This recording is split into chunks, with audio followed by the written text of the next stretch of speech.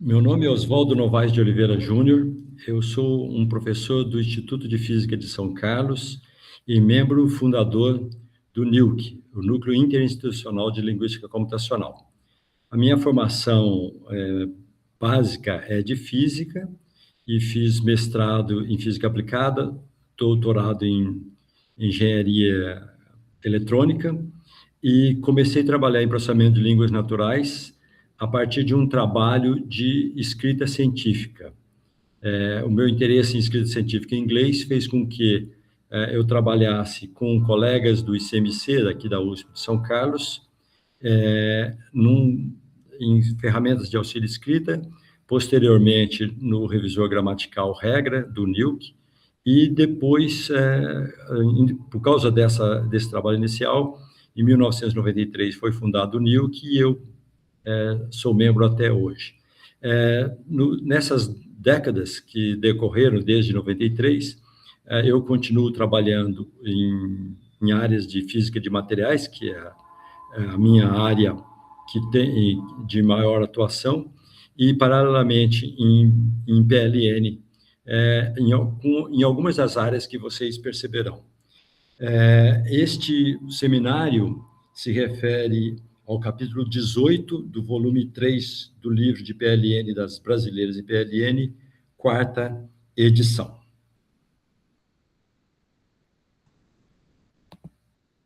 O capítulo Redes Complexas no Processamento de Língua Natural do Português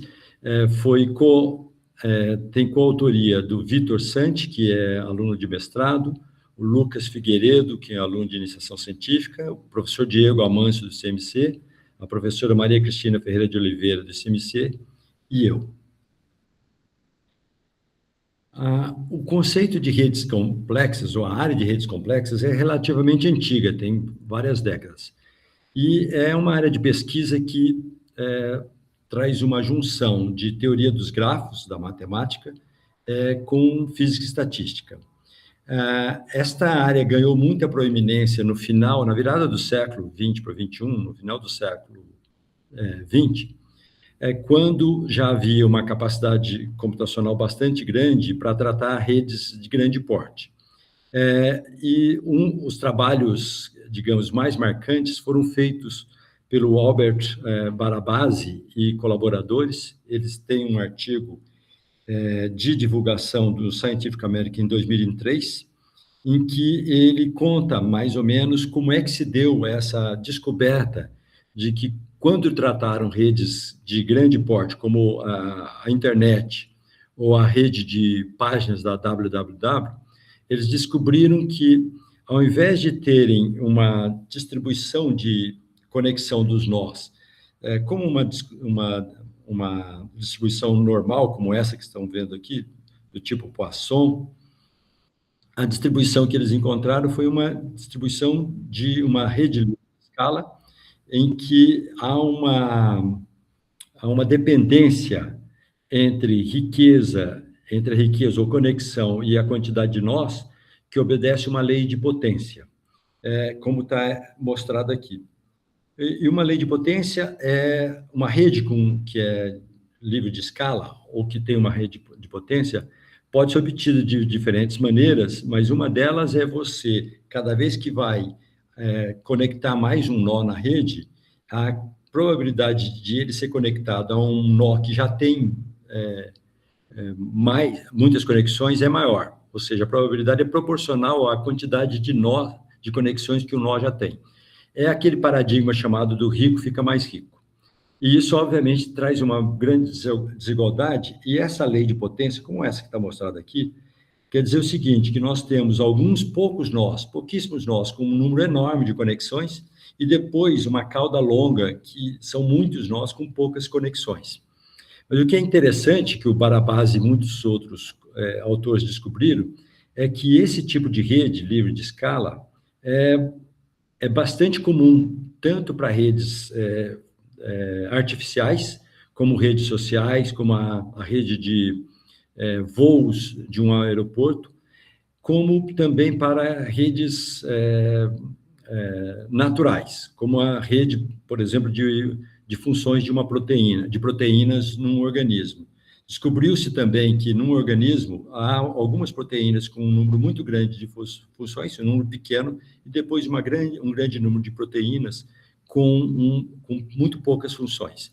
Quando se faz a matemática de quanto eu tenho de nós, com um número de conexões pelo número de nós, ou melhor, quantas conexões tem um nó, né?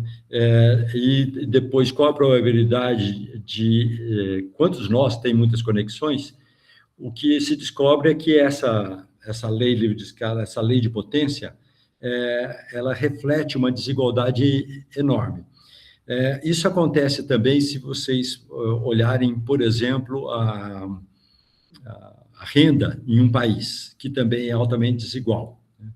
E para você diminuir a desigualdade, em geral, o que você pode fazer é ou diminuir a tangente dessa lei de potência, ou, o que é muitas vezes melhor, você subir o mínimo de conexões, ou o mínimo de riqueza que os componentes têm.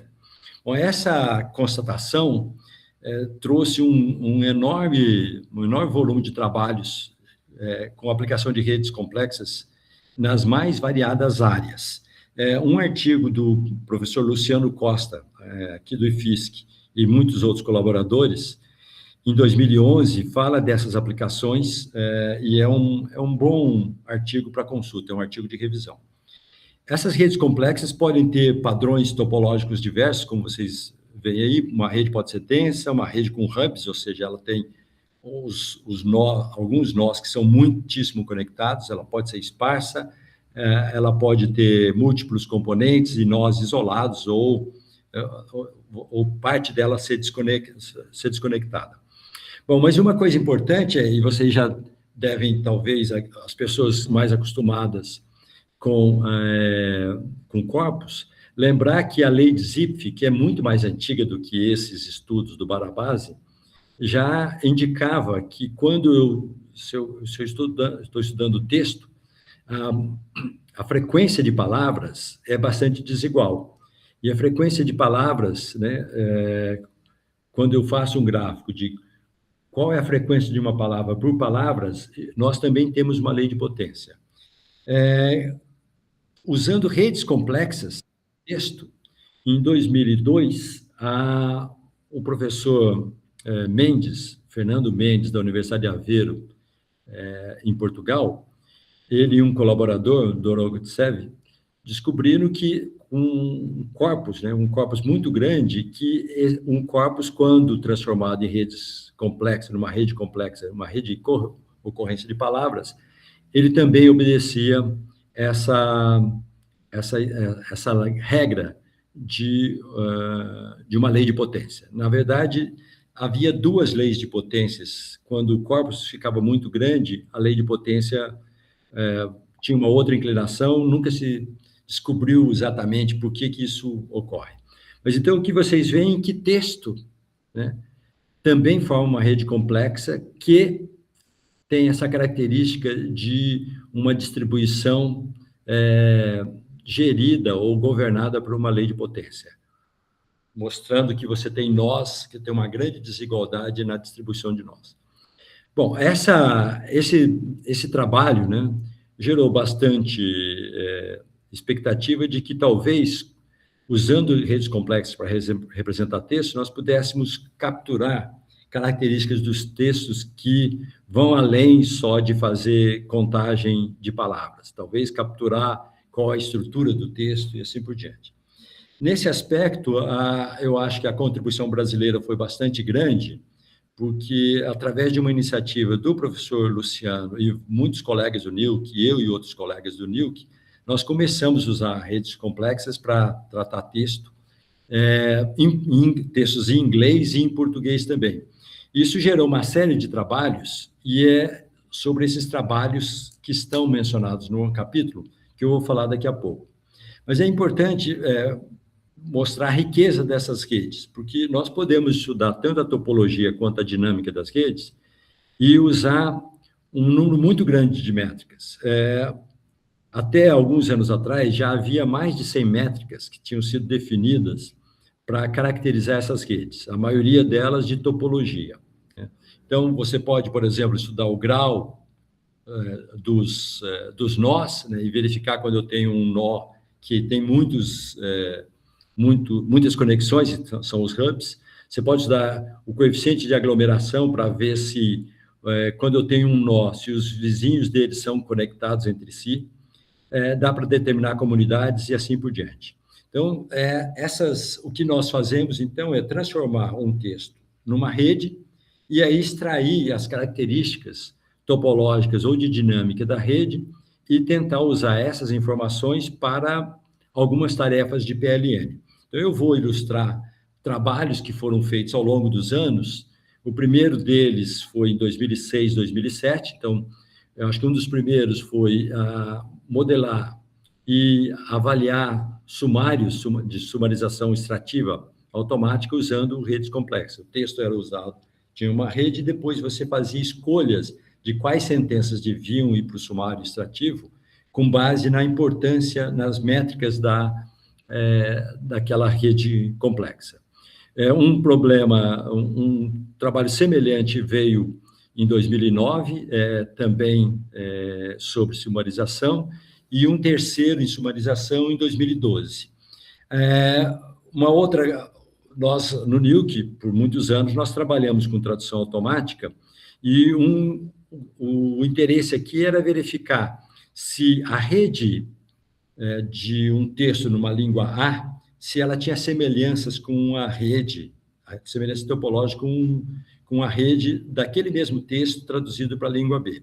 E o que nós descobrimos que, de fato, havia uma correlação, e com isso a gente podia avaliar as traduções automáticas. Lembrando que, nessa época, as traduções automáticas tinham qualidade muito inferior àquelas que tinham hoje, e, inclusive, com a qualidade variava muito, dependendo da estratégia usada para a tradução automática. Então, nós fizemos 2 trabalhos, em 2008 e 2011, nesse assunto.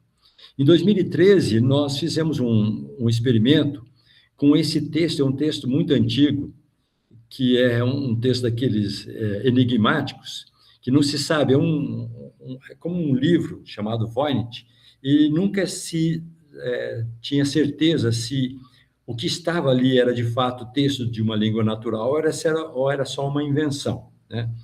E nós usamos, então, essa estratégia de usar uma rede complexa para representar o texto, e nós mostramos que esse Voynich tinha características de uma língua natural. Nós comparamos diversas línguas naturais, né, textos, no caso, nós pegamos a Bíblia, porque ela tem muitas línguas, e nós comparávamos as características de línguas naturais com línguas artificiais. No caso, as artificiais, a gente fazia uma geração aleatória, né, de texto.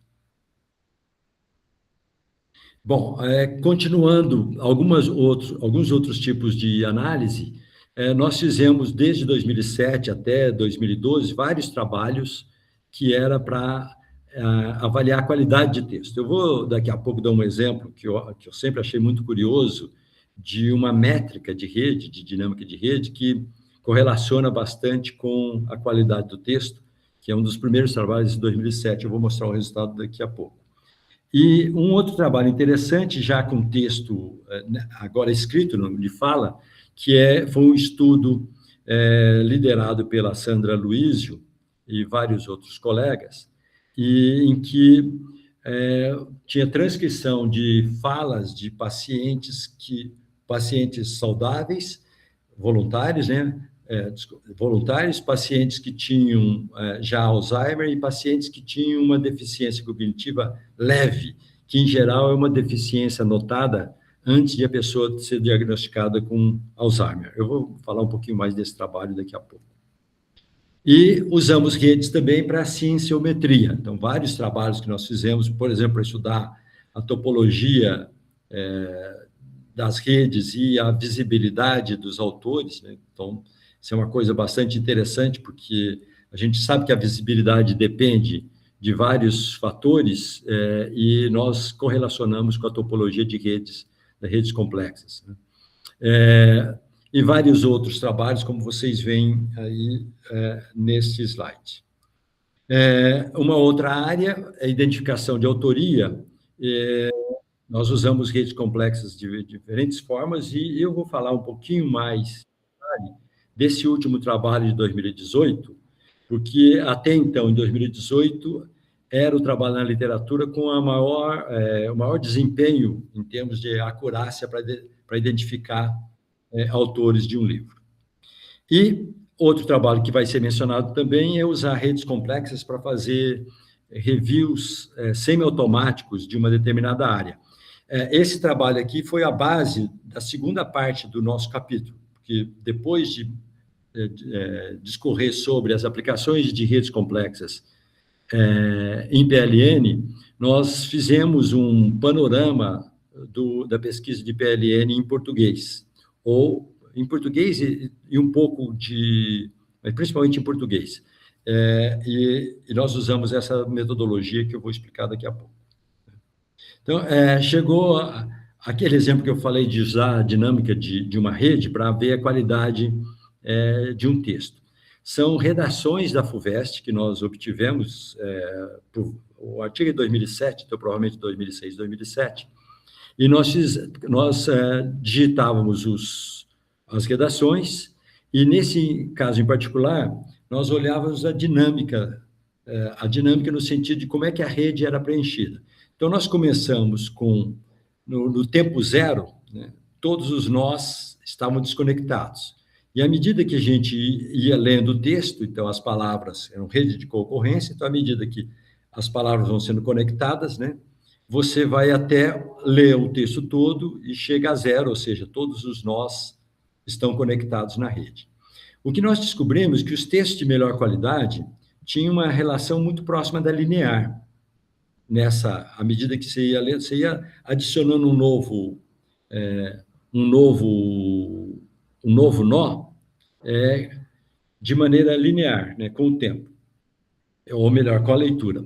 E os maus textos tinham uma barriga, ou essa distância entre a curva real de baixo e a reta, cada vez maior, né? Então, vocês veem aqui à direita, esses histogramas, os textos ruins estão aqui, os textos bons estão aqui.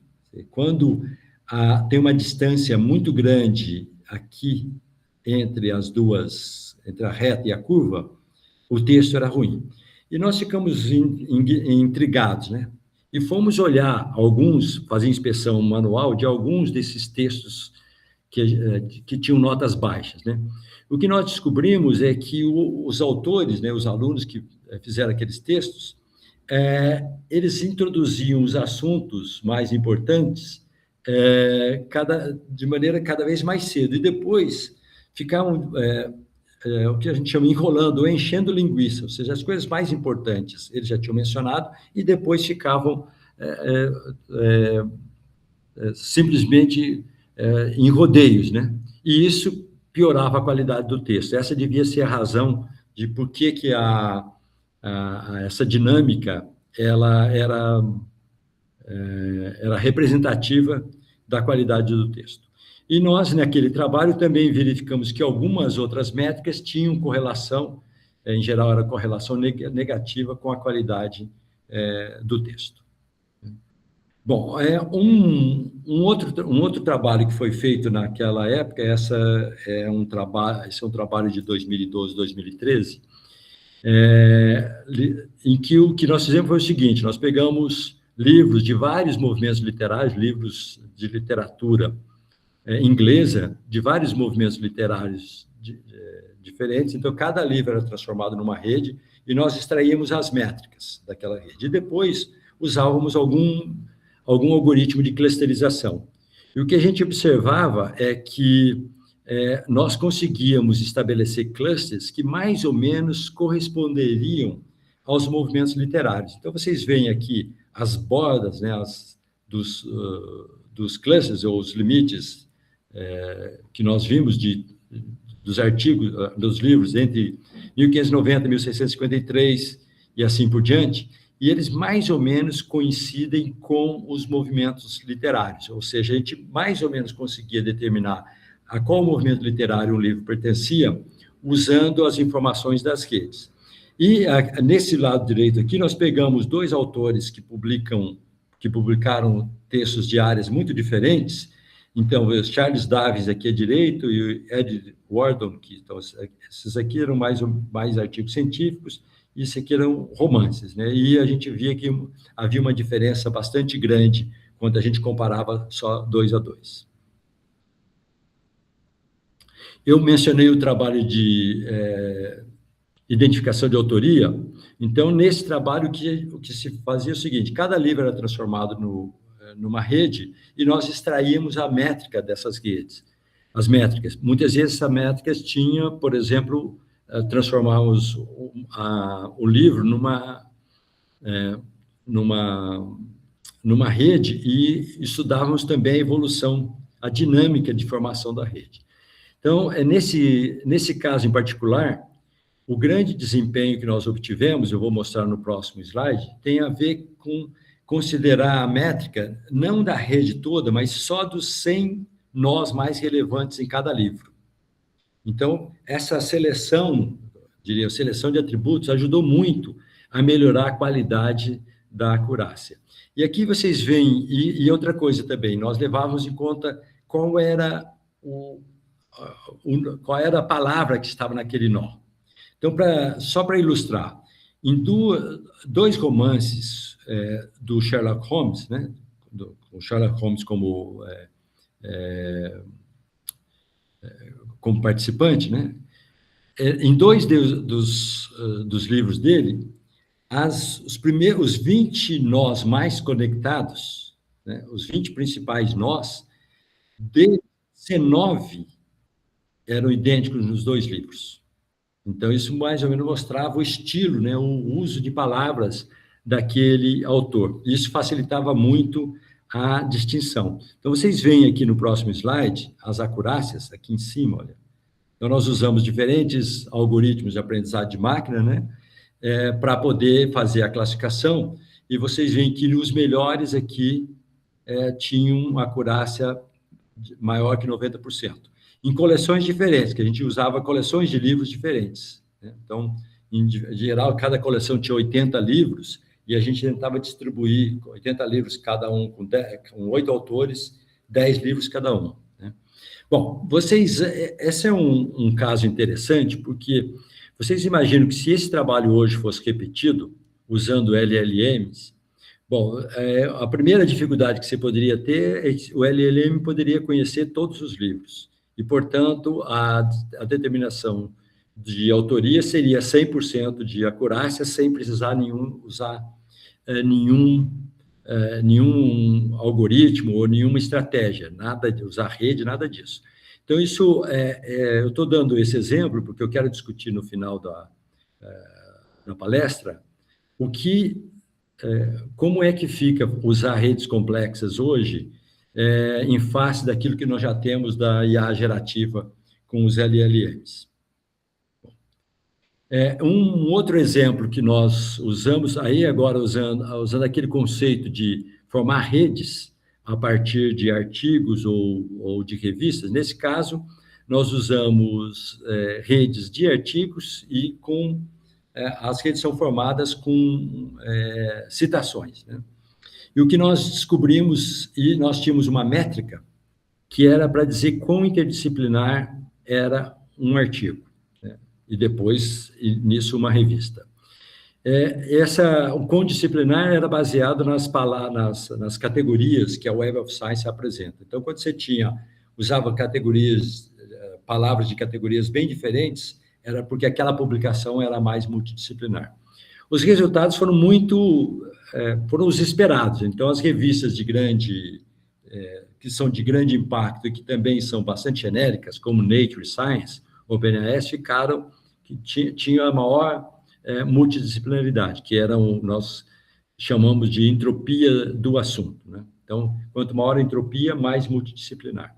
Então, as revistas, por exemplo, em física, a revista com maior multidisciplinaridade é a Física Violetas, que é a mais genérica da American Physical Society, né? Na química, a mesma coisa. O JACS, Journal of the American Chemical Society, é o mais multidisciplinar da American Chemical Society. Bom, então você poderia fazer isso por revista ou também por áreas, né? Então, vocês veem aí a evolução temporal. Com o tempo de 99 até 2009, as áreas foram ficando cada vez mais multidisciplinares, o que era uma coisa esperada, né? A mais multidisciplinar de todas é biologia. Ciência da computação está lá embaixo. Isso é uma coisa que surpreendeu muita gente, inclusive os referis do artigo naquela época, ele não concordava, mas como ciência da computação é pouco multidisciplinar. E aí a explicação que nós demos é que nós chamamos de ciência da computação aqui as revistas de ciência da computação, que, em geral, sempre privilegiavam as contribuições mais específicas em computação e não as aplicações. Então, o que acontece é que as aplicações de computação são muito multidisciplinares, mas as revistas em si não são, e é isso que mostra essa dependência. Eu já falei do uso de língua, né, como sensores, nesse caso, para verificar se um paciente ou seu voluntário tinha uma deficiência cognitiva ou não. Bom, e agora nós passamos para a segunda parte do artigo, que foi usar essa estrutura de redes de citações ou redes de similaridade para ver o panorama de uma determinada área. O que a gente mais tem feito é rede de citações, mas só que essa estratégia de rede de citações só funciona quando eu tenho 10 mil, 20 mil artigos. E o processamento de língua, o PLN para o português, quando você faz busca no OpenAlex ou no Web of Science, a gente nunca encontra mais que 5 mil artigos. Faz as buscas mais abrangentes que a gente possa pensar e a gente não consegue chegar em muitos artigos. Um problema é que provavelmente a visibilidade dos artigos de PLN em língua portuguesa seja baixa, né? Então, isso é uma coisa que é uma preocupação. Então, nesse caso, nós fizemos com essas buscas no OpenAlex, conseguimos 3.300 artigos. Desses, 1.766 foram colocados na rede, porque nós estabelecemos um limiar para similaridade, então você precisava ter uma similaridade de mais ou menos 70% entre tópicos nos artigos para eles serem conectados, né? E aí, então, um desafio que eu já mencionei é, de fato, ter uma rede, e nós acreditamos que fóruns como o Propor, que é um dos fóruns mais importantes para o PLN, talvez o mais importante para o PLN português, não seja indexado, então a gente não consegue encontrar todos os artigos. Bom, e o que nós obtivemos? Nós obtivemos essa rede aqui. Então, vocês veem que essa rede, aqui à direita tem os termos mais comuns, mas talvez seja melhor olhar esse filme aqui. Porque você pode fazer a visualização da rede olhando aí, lembrando, cada nó aí é um artigo. Então, você clicar no nó, você consegue descobrir o título daquele artigo. Você pode clicar aqui à esquerda, num dos clusters, numa das comunidades, e aí você focaliza aquela comunidade, como vocês vão ver aí. Você pode fazer busca também, daqui a pouco vai aparecer uma busca ali por uma palavra-chave, e aí a rede que vai aparecer vai ser menos densa, porque só serão mostrados artigos daquela que tem aquele termo, né? O que nesse caso aí é saúde. Então, é uma rede menos densa do que a rede total.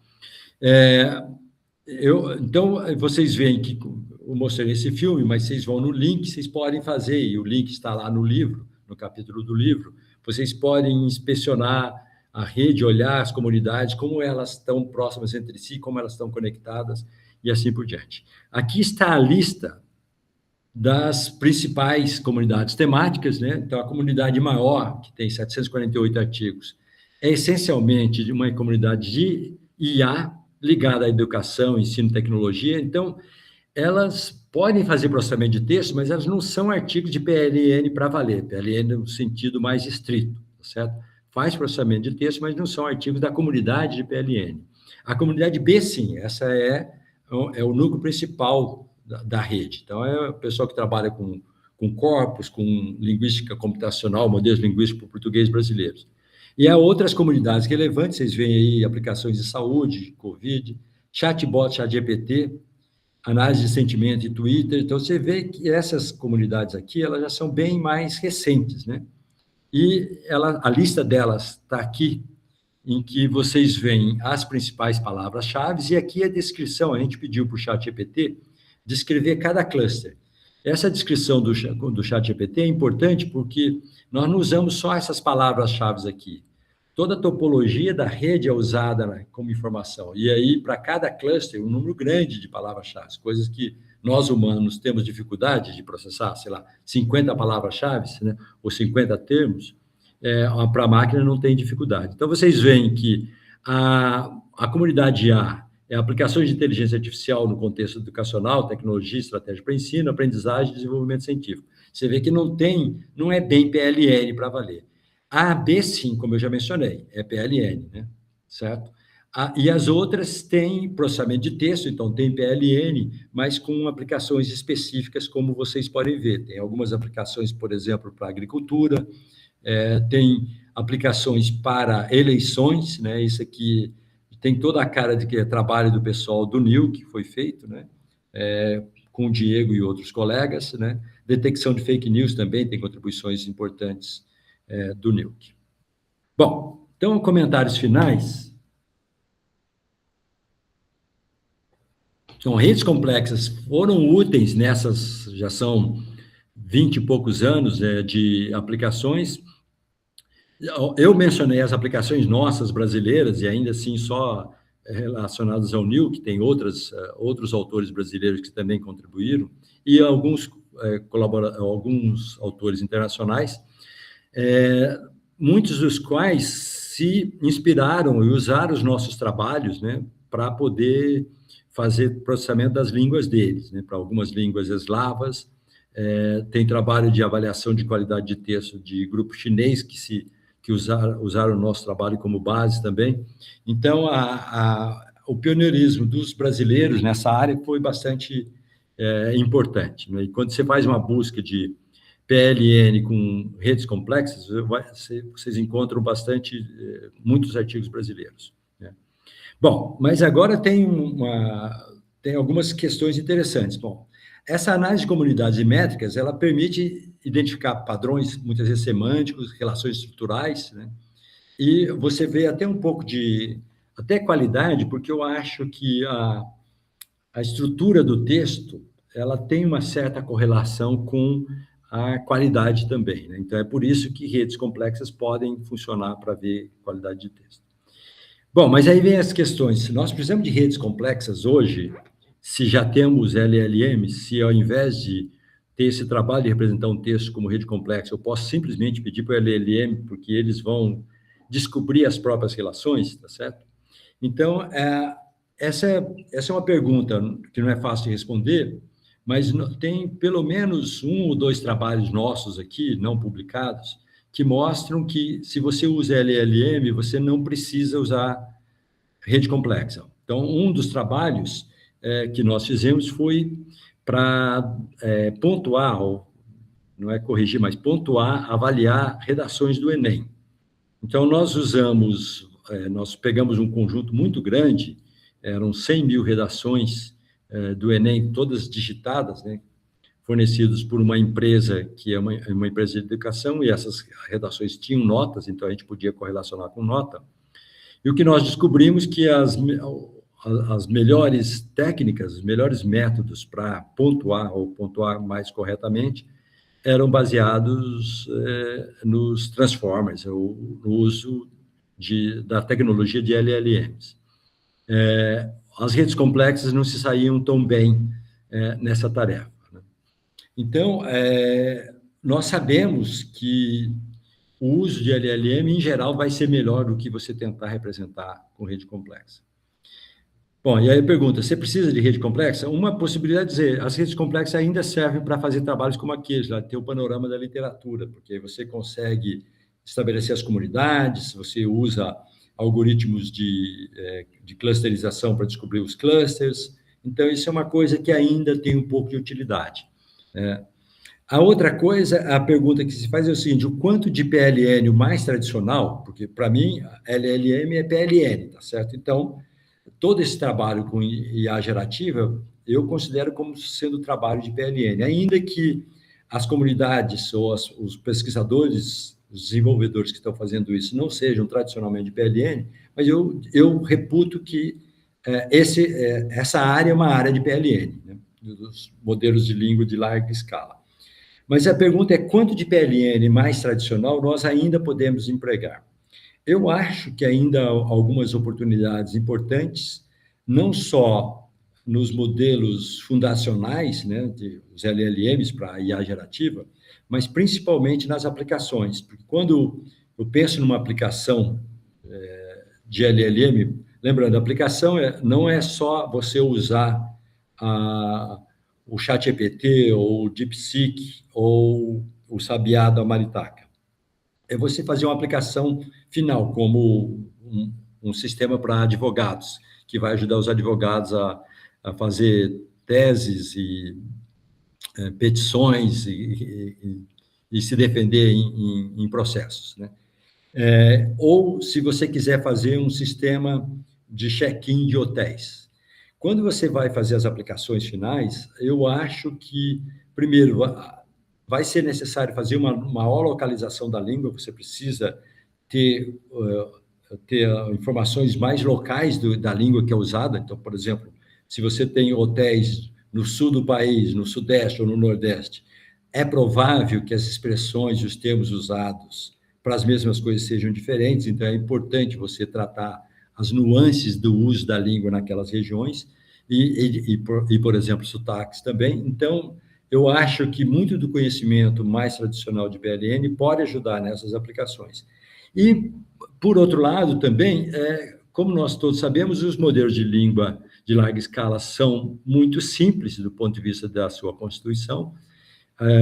A gente não sabe exatamente como é que a máquina processa, por exemplo, quando ela alucina, por que ela está alucinando, e um conhecimento mais sofisticado desses processos, né, eu estudar os modelos de língua do ponto de vista de um especialista de PLN, ou do ponto de vista de alguém que é especialista na língua, e tentar descobrir novas maneiras de fazer processamento, porque nós temos um problema sério hoje, é que esses modelos de língua exigem ou requerem grandes capacidades de processamento, muita energia, portanto, computadores de grande capacidade e assim por diante.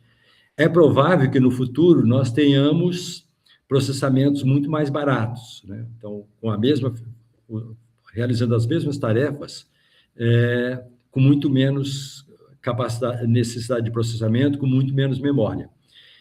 Isso deve acontecer, vocês talvez se lembrem que o DeepSeek, quando foi lançado em 2025, trouxe um furor nos noticiários, porque eles conseguiram treinar o modelo de línguas com muito menos recursos do que os outros modelos de língua que estavam disponíveis, né?